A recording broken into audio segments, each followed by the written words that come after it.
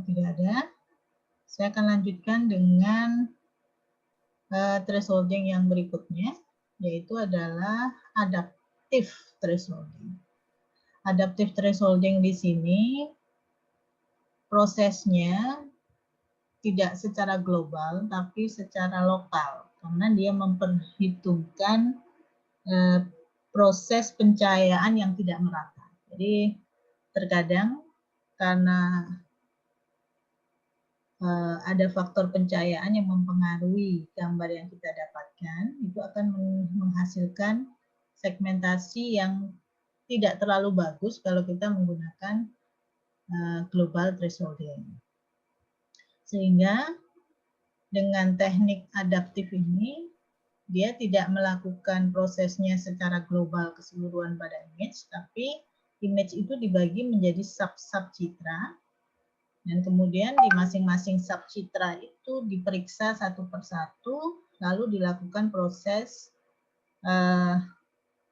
thresholding. Jadi thresholdingnya dilakukan ke masing-masing sub citra, tapi dengan ketentuan-ketentuan tertentu. Jadi dengan melihat rata-rata keabuan yang ada di daerah sub citra tersebut. Ini yang disebut dengan adaptif. Jadi adaptif itu sifatnya dia memperhatikan karakteristik atau fitur dalam sebuah daerah lokal tertentu. Nah, ini contoh gambar yang sebelah kiri ini adalah gambar di mana objeknya ini pencahayaannya tidak merata. Yang sebelah kanan dia lebih terang dibandingkan yang sebelah kiri. Sehingga kalau kita melakukan proses dengan menggunakan global thresholding, hasilnya objeknya itu tidak kita dapatkan secara penuh.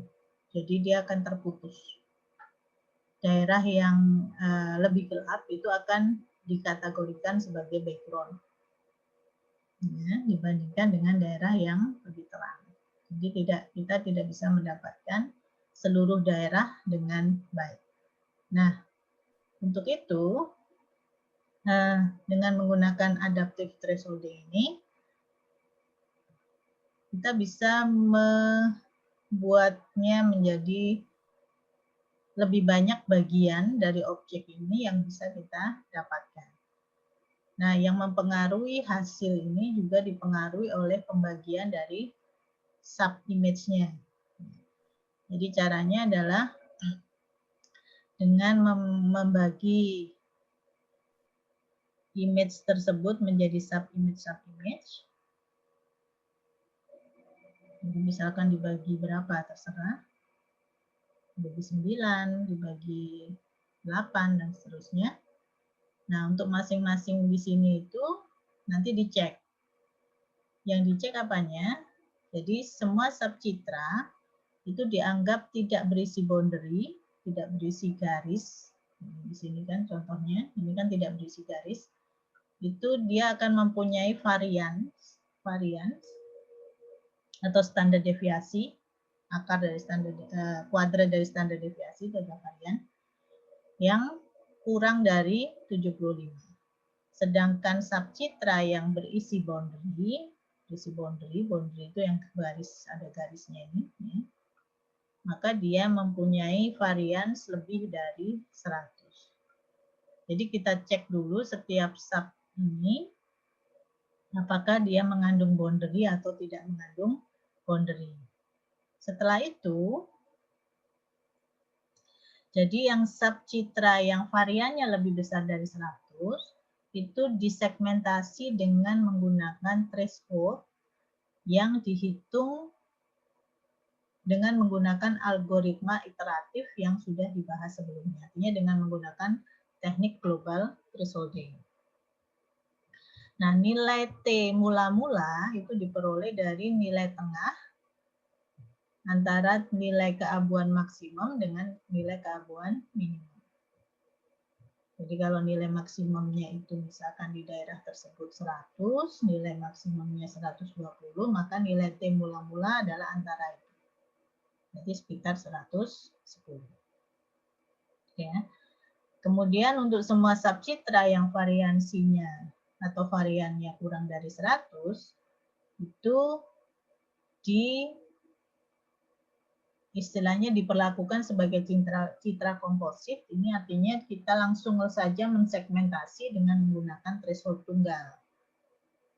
Ya, dengan menggunakan threshold tunggal dan diestimasi menggunakan algoritma yang sama. Kita lihat contohnya. Jadi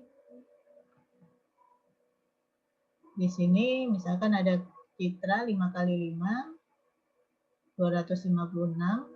Halnya dilakukan proses adaptif dengan membagi subcitra menjadi 2 kali 2. Ini dipotong-potong menjadi 2 kali 2. Ya. Jadi kita cek untuk subcitra 1. Nah, subcitra 1 ini kita hitung variannya. Variannya berapa? Varian itu adalah rata-rata. Jadi kita hitung dulu rata-ratanya. Ya, kemudian didapatkan variannya. Ini rata-ratanya misalkan sama dengan 94 ditambah 87 dibagi 4. Karena ada 4 ya. 1, 2, 3, 4. Dan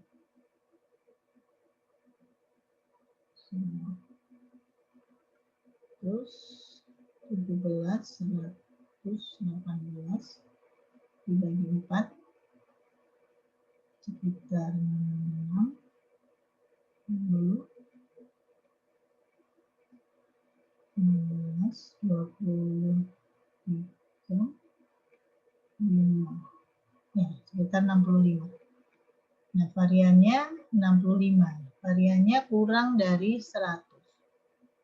Karena dia kurang dari 100, maka kita menggunakan algoritma yang sebelumnya, algoritma yang ini tadi, ya, untuk mendapatkan nilai T yang tepat antara untuk melakukan proses di subcitra ini saja. Jadi misalkan kita tetapkan T mula-mulanya, T mula-mulanya diperoleh dari nilai terbesar dikurangi nilai terkecil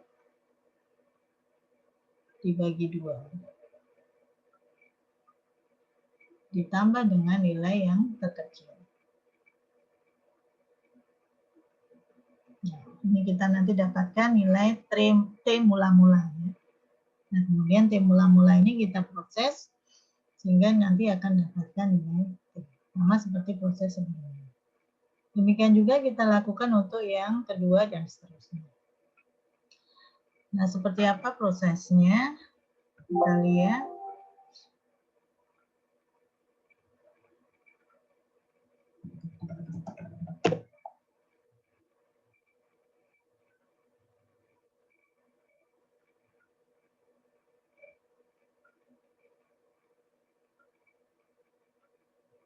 Jadi ini adalah proses adapter thresholding. Di sini kita menggunakan pembaginya adalah K1, K2. Artinya, jadi kalau kita gunakan misalkan 2 kali 2, ya berarti kita bagi jumlah subcitranya sebanyak 2 kali 2. Jadi tidak kita tetapkan dengan jumlah yang sama antara baris dan kolom, tapi kita tetapkan berapa jumlahnya K1 dan K2. Jadi K1 adalah jumlah pembagian baris, K2 adalah jumlah pembagian kolom. Jadi artinya baris mau kita bagi berapa, kolom kita bagi berapa. Misalkan di sini saya menggunakan gambarnya dengan sidik jari saja.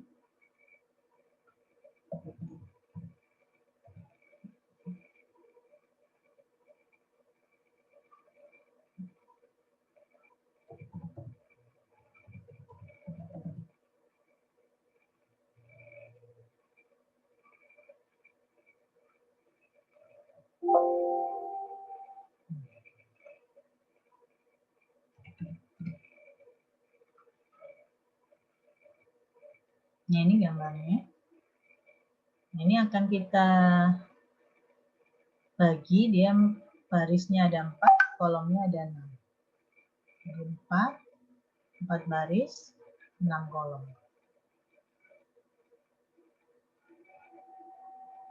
Nah, sehingga 4 baris 6 kolom ini kita akan dapatkan jumlah kotaknya itu adalah, ya, jadi ukuran barisnya itu ada 400, ukuran kolomnya ada 500. Sehingga jumlah untuk masing-masing kotak itu adalah 100 kali 83. Nah, ini nanti tinggal kita kalkulasi. Seperti itu. Nah, prosesnya itu adalah kita lakukan per kotak, ya. Jadi karena di situ ada kotaknya itu ada 4 baris, 6 kolom, maka prosesnya ada 24 kali. Jadi kita ulang untuk baris pertama, kolom pertama, baris pertama, kolom kedua, dan seterusnya. Sehingga ini kita dapatkan nanti sub image-nya itu adalah setiap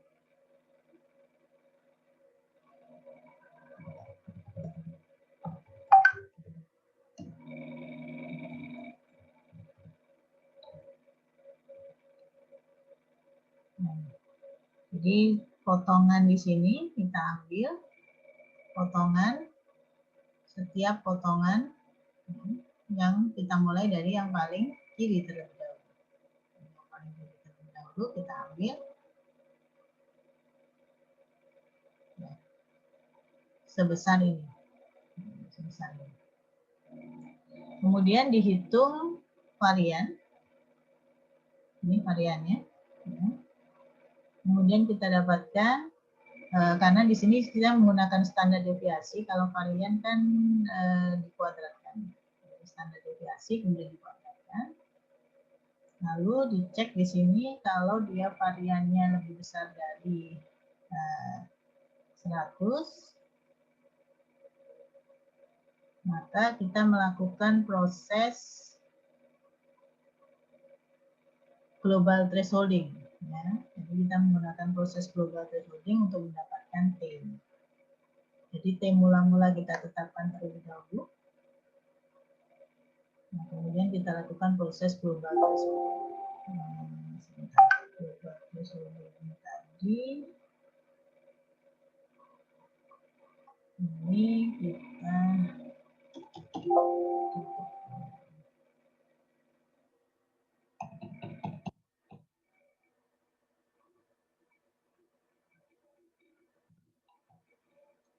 yang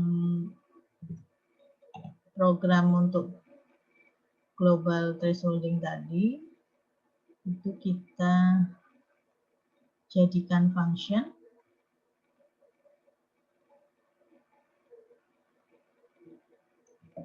sehingga bisa kita panggil di adapter. Jadi seperti ini. Kita ulangi dulu.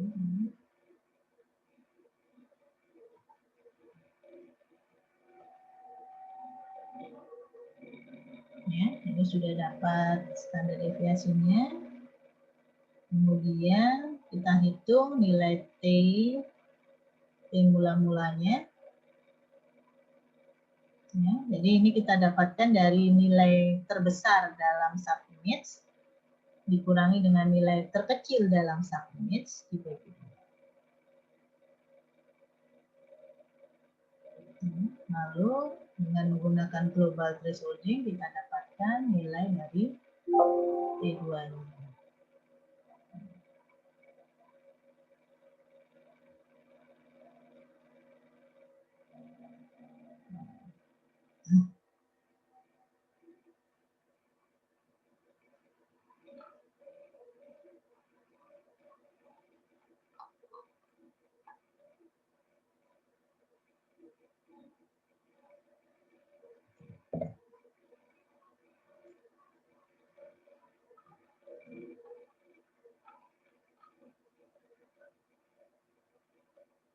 Yang salah variabelnya.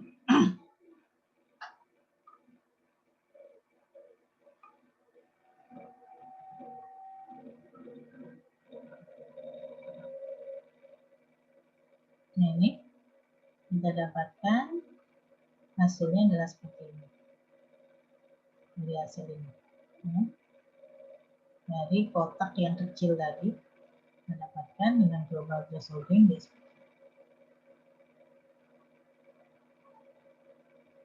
Kemudian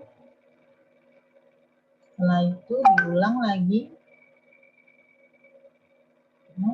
lagi untuk subimage yang berikutnya. Subimage yang berikutnya yang mana? Yang sebelahnya. Ya, di sebelahnya kita dapatkan variabelnya, variannya 40. Dia lebih besar, akan dilakukan proses. Kita dapatkan hasilnya seperti ini. Kemudian diulang lagi untuk yang subimage yang berikutnya. Ini hasilnya. Variabelnya 600.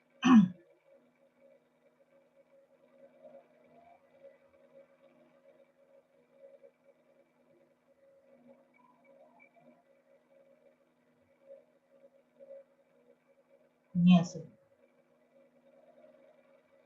Nah, seterusnya sampai nanti kita dapatkan hasil akhirnya.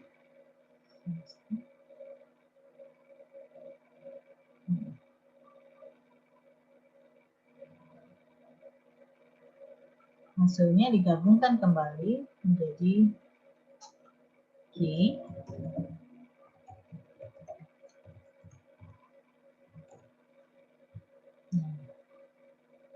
Di sini kita bisa dapatkan objeknya itu adalah ini.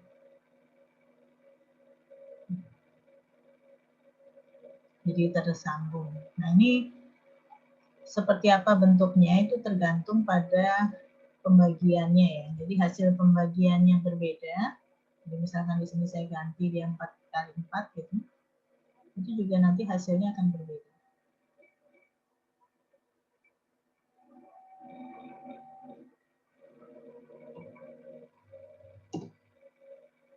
Hasilnya juga akan berbeda. Seperti itu. Ini yang disebut dengan adaptive thresholding. Ada pertanyaan dulu?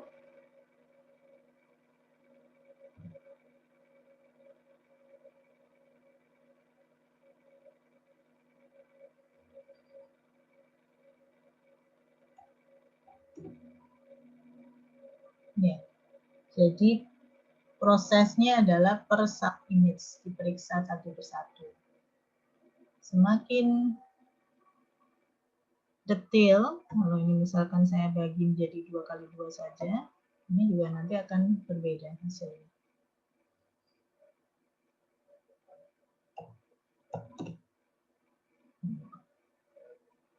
Dia akan berbeda hasilnya. Jadi ketepatan dari hasil segmentasi ini sangat bergantung pada jumlah pembagian subimage-nya. Oke, ada pertanyaan? Nah, ini memang diperuntukkan untuk kasus-kasus khusus, ya, terutama adalah yang berkaitan dengan pencahayaan yang tidak merata.